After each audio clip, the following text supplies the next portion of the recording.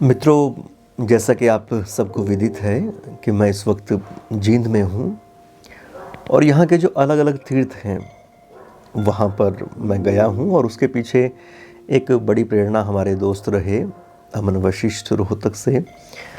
तो अमन वशिष्ठ जी ने ही एक और तीर्थ जैसे व्यक्तित्व का मुझसे परिचय कराया और आज शाम से मैं उनके सानिध्य में हूँ।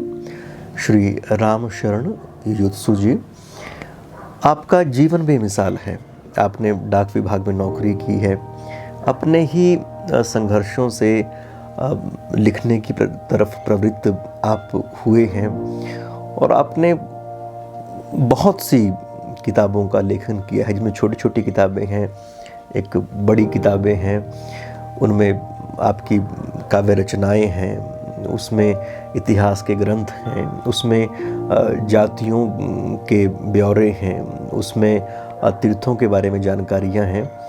तो तमाम तरह की जिज्ञासाएं लिए इनका पूरा का पूरा जीवन है, जिससे अपने परिवेश को समझा जा सके। ख़ास तौर से जींद के मामलों में तो मुझे लगता है कि ये एक पितामह की तरह है। जींद को अगर आप उसके इतिहास में जाके, संस्कृति में जाके, उसके तीर्थों में जाके अगर जानना समझना चाहें तो इनसे उपयुक्त व्यक्ति कोई हो नहीं सकते। तो आज एक बिखरी सी कुछ मेरी जिज्ञासाएं थी, तो उनको मैंने रामशरण जी के सामने रखा है और उन्होंने उन जिज्ञासाओं के अपनी तरह से समाधान किए हैं। तो मुझे पूरी उम्मीद है कि इन मेरी जिज्ञासाओं के माध्यम से आपके सामने भी कुछ नई तरह की जो जानकारियां हैं वो खुल सकेंगी। और इसके अलावा अगर आप उन विषयों में और अधिक गहराई से जानना चाहें तो इनका पूरा का पूरा रचना संसार है, आप उसको पढ़ सकते हैं। आप कभी जींद की तरफ आएँ तो आप इनसे मिल सकते हैं और उस विषय में विस्तृत बातचीत कर सकते हैं। तो आइए आपको लिए चलते हैं रामशरण युयुत्सु जी के पूरे रचना संसार में। उनसे बहुत सारी बातें हैं जो सुनने में हमें बहुत सारा मज़ा आने वाला है।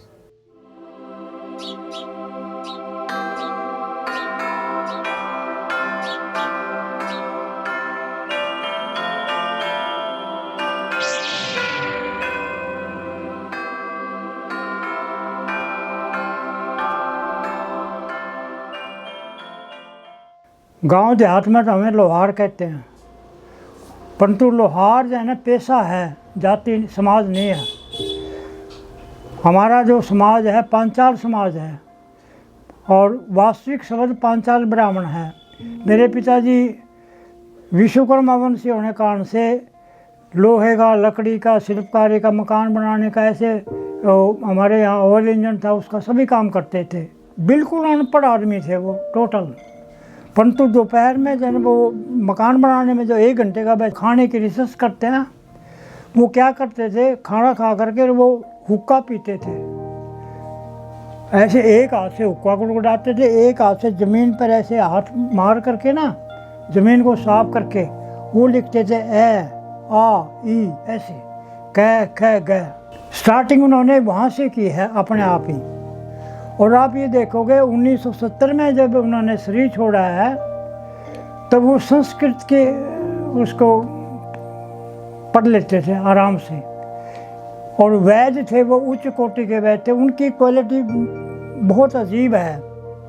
वैद्य भी थे, वो कारीगर भी थे, स्वतंत्रता सेनानी थे, हर विधा में वो थे। वो मुझे इंजीनियर बनाना चाहते थे।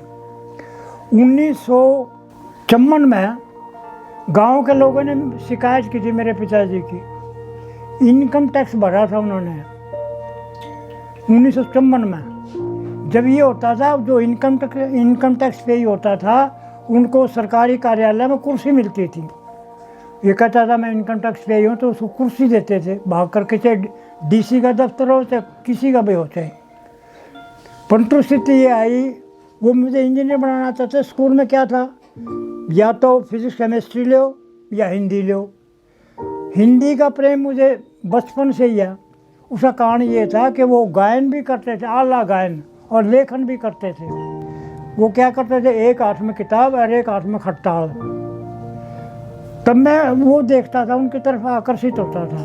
मुझे इंजीनियर बनाना चाहते थे, उसमें फिजिक्स केमिस्ट्री लेना ज़रूरी था, परंतु उनके हिंदी उच्चारण के कारण से जो कर्ण रस मुझे मिलता था, मैं ये समझता था हिंदी जैसी कोई प्रिय भाषा है ही नहीं। इसलिए मैंने पंजाब विश्वविद्यालय शिमला होया करता उन दिनों, तब मैंने रतन की परीक्षा की थी। यहाँ से मुझे हिंदी प्रेम हो गया। जब मैंने रतन का साहित्य पढ़ा तो उसमें कविताओं का एक वो लगता था, कविताओं का अलग से बुक होती थी, 6 पेपर थे उसमें। उससे जो है हिंदी का जो है पहले तो पिताजी के कर्ण रस के कारण से आकर्षित हो गया, फिर उन किताबों से हो गया। तो मैंने पढ़ते पढ़ते जब मैं 7वीं कक्षा में था तब मैंने हरियाणवी में एक नाटक लिखा था, छोटा भाई, 1957 में, जब मेरी आयु 17 वर्ष थी। तब जब मैंने वो रतन के लिए वो फार्म भरना था, फीस भरनी थी, तो मेरे पिताजी ने रात को उठ करके वो लोहे की संडासी ले करके, मेरी माँ जन चांदी की कड़ी पहरे हुई थी, वो कड़ी उतारने के लिए उसने जब वो संडासी लगाई थी, मेरी माँ की नींद खोली। उन्हें कहा क्या कर रहा है? कहने लगे मैं तेरे ये जेवर उतार रहा हूँ, इसको बेचूंगा। क्यों बेचेगा? कहता लड़के की फीस भरनी है।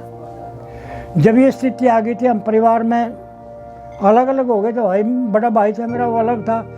तो मैंने सोचा भाई अब तो मुश्किल है यहाँ निर्वाह होना, तो मैंने पोस्ट ऑफिस में सादे कागज़ पर एप्लीकेशन दी और मुझे नौकरी मिल गई।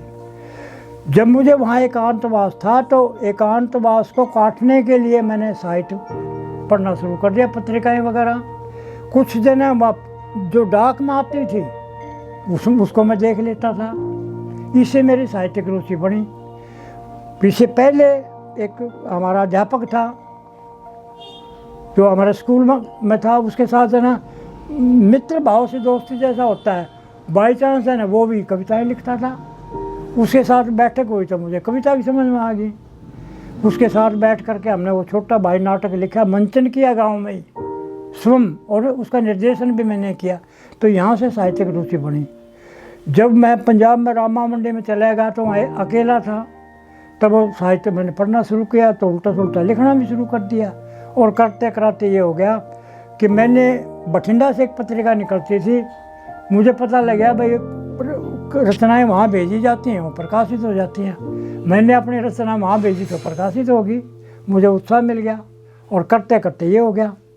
उसी दौरान जो है मुझे एक ख्याल ये आया, जब हम 3री-4थी कक्षा में थे तो वह एक पुस्तक थी सामाजिक विज्ञान, उसमें एक चैप्टर था जींद से संगरूर तक की रेल यात्रा। उसमें था कुछ भी नहीं, सिर्फ ये था भाई जींद से संगरूर तक कौन कौन से रेलवे स्टेशन हैं और उनके बारे में एक एक दो लाइन उसकी क्या विशेषता है। जब मुझे ठीक ढंग से समझ में आई साहित्य की भी और उसकी भी, तो मुझे ख्याल आया भाई तूने वो क्या पढ़ा, जींद से संगरूर तक की रेल लाइन का विवरण, इतिहास तो इसमें है ही नहीं। और जब मैंने ये सुना, जैसे मैंने पहले बताया था भाई जींद का यथा राजा तथा प्रजा वाली स्थिति थी, वो भी मुझे चुभ गई। तब मैंने जींद के साहित्य का आकर्षण किया और मैंने संकलन किया। आप मेरी लाइब्रेरी में देखोगे उस कोने से लेकर के इस कोने तक ये हरियाणा में रचित साहित्य है। आप इसकी कलेक्शन देखो, आप निचले वाला टोटल पोर्शन, और इसमें जींद भी इंक्लूड है। जब लिखते लिखते जब ये बात आई, साहित्यिक रुचि तो कविताओं की तो थी। उसके बाद मुझे वो कविताओं को पद्य कहते हैं, गद्य की तरफ जब ज़्यादा रुझान आया। गद्य की तरफ रुझान जब हुआ जब मेरे इतिहास में रुचि हुई। और 1984 में जब सरस्वती सर्वेक्षण अभियान की टीम यहाँ जींद में आई, तो एक विद्वान थे इंद्र सिंह शास्त्री, वो बेंगलोर में जन भाषा अधिकारी थे। उन्होंने पता नहीं कहाँ से मेरा चयन कर दिया। कहने लगे, मेरे घर आए कुछ आदमी और कहने लगे यूसुफ जी ये कार्य बाहर आप संभालो। मैंने कहा ये तो इतिहासकारों का काम है यार, मैं कैसे संभालूंगा इसको। कहता हमने विचार कर यहाँ पर ये गोपाल विद्या मंदिर स्कूल है, उसमें मीटिंग हुई थी उनकी सरस्वती सर्वेक्षण योजना के बारे में, भाई यहाँ का इंचार्ज किसको बनाया जाए। कहता हमने तो वहाँ मीटिंग में निश्चित किया है भाई रामचंद्र यूसुफ को बनाएंगे। मैंने कहा भाई अगर तुमने विद्वान लोगों ने ऐसी वो की है तो मैं स्वीकार करता हूँ। तब से मेरा लेखन जो है ना और ज़्यादा बढ़ गया और इतिहास में रुचि भी बन गई, क्योंकि इतिहासकारों से जुड़ा। सरस्वती सर्वेक्षण अभियान का जो इंचार्ज था डॉक्टर श्रीधर वाकणकर उज्जैन के थे, उनको जो है ना राष्ट्रपति से कई बार सम्मानित किया गया था। जब यहाँ से वो टीम निकली तो हमारी ड्यूटी ये होती थी उस टीम की, हम जो है ना हमारे सीमावर्ती कैथल सीमा से हम उस टीम को कैच करेंगे और अगली सीमा तक हम उनको छोड़ के आएंगे। जब मैं हांसी तक गया तो डॉक्टर वाकणकर ने मेरे कंधे पर हाथ रख करके कहा, भाई साहब आप हिसार नहीं चलोगे। मैंने कहा देख कितना महान व्यक्ति, विद्वान आदमी मेरे कंधे पर हाथ रख करके कहता है भाई आप हिसार तक नहीं चलोगे। जब इसने कंधे पर हाथ रखा तो कोई विशेष बात है। कृषि विश्वविद्यालय हिसार में हमारा कार्यक्रम था अगला रात्रि का, मुझे रात्रि विश्राम वहाँ करना पड़ा। तो साहित्य की रुचि, इतिहास में रुचि होने के कारण से, इतिहास में तो रुचि तो थी साथ में यहाँ एक हमारे मित्र थे मेरे पंडित राम तारा बिलासी, उनकी कविताएं थी। पोस्ट ऑफिस में नौकरी करता था तो मैं देखता था भाई किसकी किताबें आ रही हैं किसकी जा रही हैं। पंडित राम तारा बिलासी ने अपनी कुछ किताबें वो पांडुलिपि बना करके जो ना हरियाणा साहित्य अकादमी को भेज दी। उसकी जो ना वो पांडुलिपि अस्वीकृत होगी, जबकि वो जींद का सबसे विद्वान व्यक्ति था। मेरे दिमाग में आया तू भी ट्राई करके देख। मैंने अपनी पांडुलिपि बना करके हरियाणा साहित्य अकादमी को भेज दी और पता नहीं किस ईश्वर कृपा से वो टूटते उजाले के नाम से, जो इसमें आपने देखा हुआ, टूटते उजाले जना हरियाणा साहित्य अकादमी के अनुदान से प्रकाशित हुई है। तब मुझे एक स्वाभिमान आया भाई अभिलाषी की किताब तो स्वीकृत होगी और रामचंद्र यूसुफ की किताब स्वीकृत होगी। तब मैंने कुछ और स्पीड बढ़ा दी और आप ये देखोगे मैंने नौकरी 2 जनवरी 1958 से शुरू की थी और 1990 में मैंने रिटायरमेंट ले ली। स्वेच्छा से 10 साल पहले मित्र और मेरे परिवार के संबंधी लोग कहते थे पागल है, लहलाती खेती को उजाड़ने लग रहा। 33-34 साल नौकरी कर ली, अब लास्ट में देना VRS लेने लग रहा है। मैंने कहा भाई मेरा परिवार सेट हो गया, 3 बच्चे हैं, तीनों उसमें नौकरी पर लग गए, उनकी शादियाँ होगी, सारे बच्चे। मैंने अपना पेट भरने के लिए मुझे पेंशन मिल जाएगी। और उस दिन से आज तक ये टेबल है और मैं हूँ। और उसका कारण ये रिजल्ट ये देखो, मेरी लगभग जना 26 छोटी बड़ी पुस्तकें मेरी अपनी प्रकाशित हो चुकी हैं। इसी तरह से अपने स्वामी जी ने कहा भाई आप, मैं इसका अभिनंदन करके निकालूंगा। मैं जब सामान रख के आया तो फिर उनका कुछ दिन के बाद फ़ोन आया, वो कहने लगे भाई तूने तो जना ब्राह्मण को फंसा लिया। मैंने कहा क्या? कह लगा तू तो यह बोरा भर के रख के चला गया, ये सारा साहित्य तेरा ही है। मैं कहा गुरु जी सारा मेरा ही है। कहता उन्होंने एक शब्द कहा था जो स्वाभिमान मेरे के लेखन को आगे बढ़ाने के ये कारण मिलते रहे, वो मैं वो बता रहा हूँ आपसे। उन्होंने कहा भाई डॉक्टर राम कुमार वर्मा का अभिनंदन ग्रंथ जो प्रकाशित हुआ था 1 खंड में हुआ था और तेरे तो ये पता नहीं 2 छपेंगे कि 3 छपेंगे। मैंने कहा जी जो भी है अब तो देख लो आप। कहता भाई तो मैंने वचन दे दिया तो छपेंगे। अभी छपने के बाद है थोड़ी स्पीड और बढ़ गई। अब बीमारी होने के कारण से 21वां साल मुझे कैंसर से हो गया। हार्ट अटैक मुझे 1992 में मेजर अटैक होया था। उसके बाद छोटे छोटे अटैक होते रहते हैं और जिंदल में मैं वेंटिलेटर पर रहा। डॉक्टर ने मेरे संतान को लड़कों कह दिया था वो उठा ले जाओ, तो डेड हो गया, क्यों पैसे खराब कर रहे हो। परंतु आपके सामने अब इंटरव्यू देने लग रहा हूँ। ऐसा है जब मैं बिल्कुल शुरू में कविताएं लिखता था तो मैं लिखता था ता है, ता आखिर में खाता है, पीता है, सोता है, गाता है, भागता है।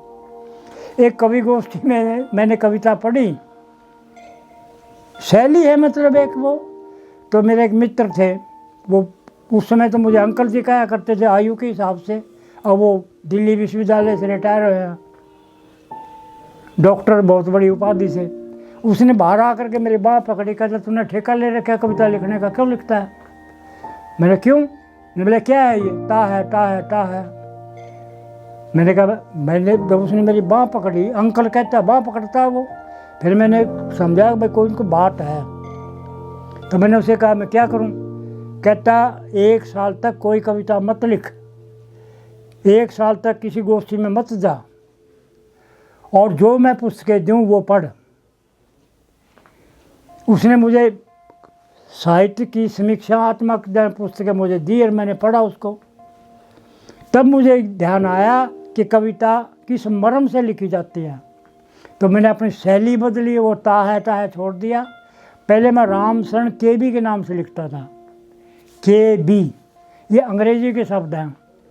गोत्र और शासन का एक एक शब्द है। के से बनता है कौंडिन्य। गोत्र हमेशा ऋषि के नाम से होता है। कौंडिन्य ऋषि की संतान है हम, इसलिए कौंडिन्य गोत्र है। और शासन हमारा भूंड है, बी। के बी इसलिए लिखता था मैंने के बी को एक तरफ छोड़ दिया और फिर एक नया शब्द विचार किया, भाई ऐसा शब्द होना चाहिए जो हर आदमी ये पूछे क्या है ये। यानी पंक्ति में नहीं, कोई लिखता प्रेमी, कोई लिखता मानव, इस तरह के उपनाम धन ऐसे लगाते हैं, परंतु मैं ऐसा उपनाम रखना चाहता था जो हर आदमी को आकर्षित करे और हर आदमी ये पूछे भाई ये क्या है। और मैं आपको आश्चर्यजनक बात बताऊं, कुछ लोग तो यूसु लिखने की स्पेलिंग तक नहीं जानते। को कुछ लिखता है, को कुछ लिखता है। यूसु जो ना महाभारत का एक पात्र है। कौरव पुत्र जना 100 पुत्र थे, 100 पुत्र में से एक अकेला यूसु है। ये जब महाभारत शुरू होता है, जब गीता का उपदेश समाप्त हो जाता है, तो भगवान श्री कृष्ण घोषणा करता है कि ये युद्ध नहीं, ये साधारण युद्ध नहीं, ये महाभारत युद्ध है, ये धर्म युद्ध है। जो धर्म की ओर से लड़ना चाहे वो हमारे पक्ष में आ जाए, जो विधर्म से लड़ना चाहे वो कौरवों की तरफ रह जाए। अगर हमारे पक्ष से कोई जाना चाहता है तो उधर जा सकता है, उस पक्ष से कोई आना चाहता है तो आ सकता है। कौरव पुत्र होने के बावजूद यूसु एक ऐसा सैनिक है जो अपने भाइयों का साथ दे करके कृष्ण की शरण में आ गया था। यूसु का डिक्शनरी में अगर आप सब देखोगे तो युद्ध की इच्छा रखने वाला है, संघर्ष करने वाला है, अधिकारों के लिए लड़ने वाला है। ये उस भावनाओं से आकर्षित होकर के मैंने ये शब्द अपने साथ जोड़ रखा है। आपने जैसे साहित्य आप क्यों लिखते हैं, कैसे लिखते हैं, ये प्रश्न किया था एक बार, और उसमें मैंने बात को लंबा भी किया था और फिर भी एक चैप्टर उसमें अध्याय शेष रह गया। मेरे उसमें जीवन में ठाकुर राम सिंह जी का विशेष स्थान है। जब सरस्वती सर्वेक्षण योजना के अंतर्गत कार्यक्रम चला और मुझे यहाँ क्षेत्र का बनाया गया, तो वो इंचार्ज थे प्रबंध करने के, ठाकुर राम सिंह। बहुत विद्वान आदमी थे, वो डॉक्टर थे, MA PhD, और इतिहास के राष्ट्रीय अध्यक्ष है इतिहास संकलन योजना दिल्ली में। तो वो मैं उनके संपर्क में जब आया तो वो थोड़े प्रभावित हुए और हर कार्य में मुझे साथ रखने लगे। वो नेरी में उन्होंने संस्थान की स्थापना की है।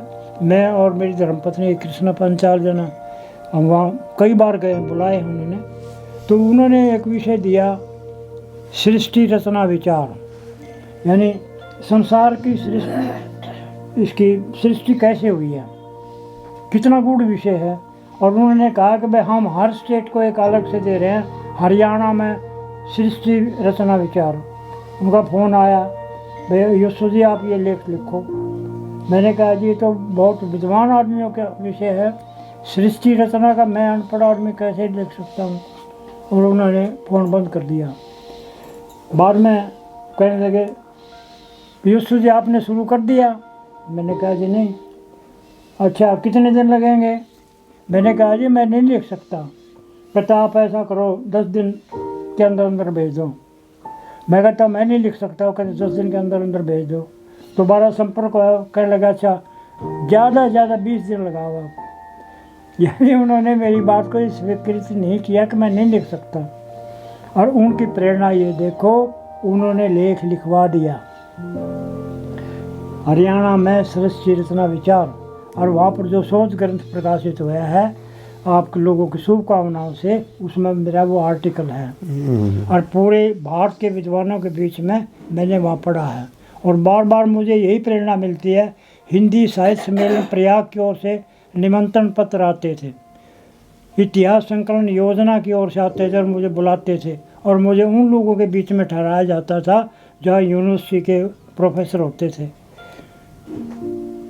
चित्तौड़गढ़ में मीरा स्मृति संस्थान है, वो हर साल जने 2 सेमिनार करवाते हैं।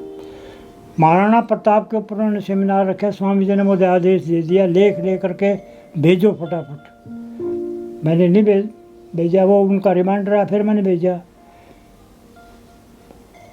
हरियाणवी में महाराणा प्रताप, उसमें पुस्तक के बुकलेट आपने देखी होगी। जब मैंने पढ़ा तो उसमें क्या थीम था, एक आदमी के पास 100 रुपये हैं, आपके पास 100 का नोट है, मैं अगर आपसे पैसे मांगता हूँ तो आप ये कहेंगे भाई, मैंने कहा भाई आप मुझे कुछ पैसे दे दो, आप 80 रुपये मुझे आराम से दे सकते हैं, 20 रुपये रख लेंगे भाई, चलो 2-4 दिन का काम निकल जाएगा।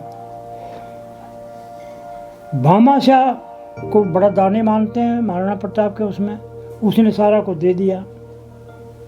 जो वो कहता है भाई आप इतना क्यों दे रहे हो, कहने लगे महाराणा जी ये तो आपने दिया था, मुझे दे दिया। उसमें मैंने संदर्भ ये दिया था, एक भीलों का लड़का है, 14 साल की उसकी उम्र है, लकड़ी काटता है, बेचता है, उसकी माँ है सिर्फ, और उनको 4 रोटियों का जुगाड़ बनता है। एक दिन वो लकड़ी काट के आ रहा था तो महाराणा प्रताप की लड़की रो रही थी। उसने पूछा महाराणा प्रताप की धर्मपत्नी से, ये बच्ची क्यों रो रही है? नहीं बोले बेटा जा, नहीं उसने पूछ के हटा। वो कहने लगा मैंने जने ऐसे ऐसे रोटी बनाई थी और ऊँट बिलाव ले गया उसको, अरे भूखी रो रही है। वो गया अपनी माँ के पास, उसने कहा माँ मेरी रोटी मुझे दे दे, मैं यहाँ नहीं खाऊंगा। कपड़े में लपेट करके वहाँ लड़की को खिला के आया। एक 2 दिन खिलाता रहा। मुगलों की सेना ने उसको पकड़ लिया, भाई रोज़ आता जाता है। तो महाराणा के शिविर को वो खोज कर रहे थे। उन्होंने पूछा भाई महाराणा का शिविर कहाँ है? उसने नहीं बताया। उन्होंने तलवार से उसकी बाँह को काट दिया। उसने नहीं बताया, दूसरी बाँह को काट दिया। जब उसका सिर काटने लगे, एक सैनिक कहने लगे, ने बोला ये इसका सिर उतारने के बाद ये जवाब दे देगा। उसको छोड़ दिया। और उसने क्या किया, वो नीचे जो रोटी गिर गई थी उसको मुंह से वो कपड़ा उठाया छलना और उस लड़के को रोटी खिला के आया। उसकी महाराणा प्रताप की धर्मपत्नी कहती है, बोले बेटा तू पागल हो रहा है, तेरी दोनों बाँह कटी पड़े तो फिर भी रोटी लेकर के आया। वो लड़का कहता है माता जी अगर मैं मर गया तो यहाँ पर कोई कमी नहीं आएगी इस राष्ट्र में। अगर महाराणा प्रताप का परिवार अगर समाप्त हो गया, पूरा राष्ट्र समाप्त हो जाएगा। उस बच्चे की सोच देखो आप। मैंने जब ये वहाँ पेपर पढ़ा तो वहाँ तालियां बज गई थी। कमाल है, कमाल है। बाद में मेरे पास आए लोग, पूछते भाई आप कौन सी यूनिवर्सिटी में हो, क्या कौन सा पढ़ाते हो? मैंने कहा भाई मैं तो डाकखाना कर्मचारी हूँ और इसी तरह से हूँ। और आपको मैं आश्चर्यजनक बात बताऊँ, तीसरे सेमेस्टर में मैंने पढ़ा था, 5वें में अध्यक्षता करवाई गई उसी सेमिनार में। 3 दिन का कार्यक्रम था, 2 लेखों का। जब मैं बीच में सेंटर में बैठा था, मेरे बराबर में उदयपुर विश्वविद्यालय के वाइस चांसलर बैठे थे। और मैं संस्मरण की बात बताऊँ आपको, मुझे पसीने आ रहे हैं। और मैं अपने आप से पूछता हूँ रामचंद्र तो क्या चीज़ है? डाकघर का साधारण सा कर्मचारी अध्यक्षता कर रहा है, तेरे बराबर में उदयपुर विश्वविद्यालय का कुलपति बैठे है जी। परंतु मैं उस बात से जो ना क्या ना माइनस में नहीं गया। मैंने कहा भाई तू तो कमाल का आदमी है, तू तो बहुत कुछ कर सकता है जी। उस दिन के बाद अब ये स्थिति है, कैंसर का मरीज हो गया, 81 साल की उम्र हो गई, अकेले बैठे हैं, फिर भी यह टेबल पर लिखता हूँ, ये परेशान हो जाती है। ये कई दफ़ा ये चारपाई इसकी है, वो मेरी है, उठ करके पहले कमरे में जा कर के सोती है, भेजो कागजात पीछे चढ़ा को नहीं रात को 1-1 बज जाता है। इसका मान सम्मान भी स्वामी जी ने बहुत दिया। मैं ये भी आपको बताना जरूर समझता हूँ। जब अभिनंदन ग्रंथ छपने लगा ना तो उसका समर्पण करते हैं, किसको समर्पित किया। तो इसका फोटो स्वामी जी ने सेट किया। मैंने कहा स्वामी जी ये क्या कर रहे हो, ये इतना इतना बड़ा ग्रंथ है और आप जैसा विद्वान इसको संपादित कर रहा है, पूरे भारत के लोग आपने जोड़ रखे हैं संपादक मंडल में और समर्पण कर रहे हैं इसको अनपढ़ औरत को। पर स्वामी जी ने कमाल की एक बात बताई।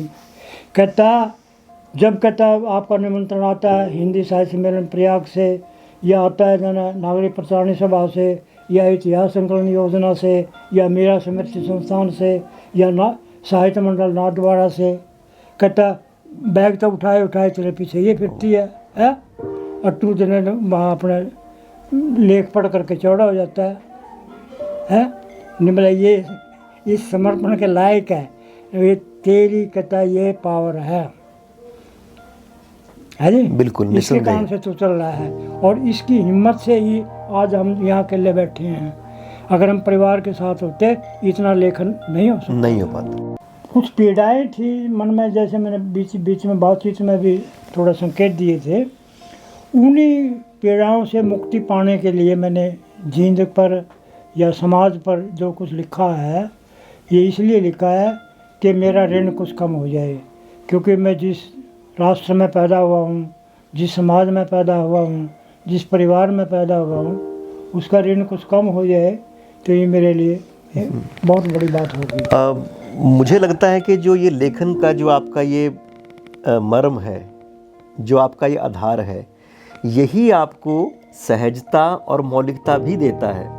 क्योंकि हमने बहुत सारे ऐसे बड़े बड़े विद्वानों को देखा है, उनके नाम के आगे बहुत सारी डिग्रियां हैं, पर उनके लेखन में वो जान नहीं मिलती, वो एक शब्दाडंबर बन के रह जाता है। यहाँ पे जीवन मिलता है।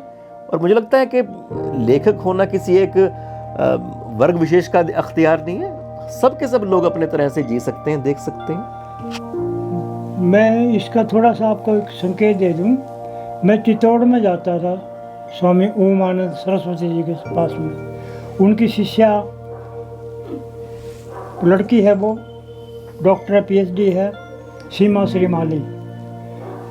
जब मुझे कई चक्कर लगे, मेरा साहित्य उन्होंने देखा, पढ़ा, क्योंकि विद्वान है वो भी, तो वो एक दिन कहने लगी यशो जी मैं कई दिनों से एक बात को लिए बैठे हूँ जो आपको समर्पित करती हूँ या आपको देना चाहती हूँ। मैंने क्या? कहता कि आपके साहित्य में मैं नहीं समझती क्या है, परंतु उसमें 2 मैंने बातें विशेष देखी हैं।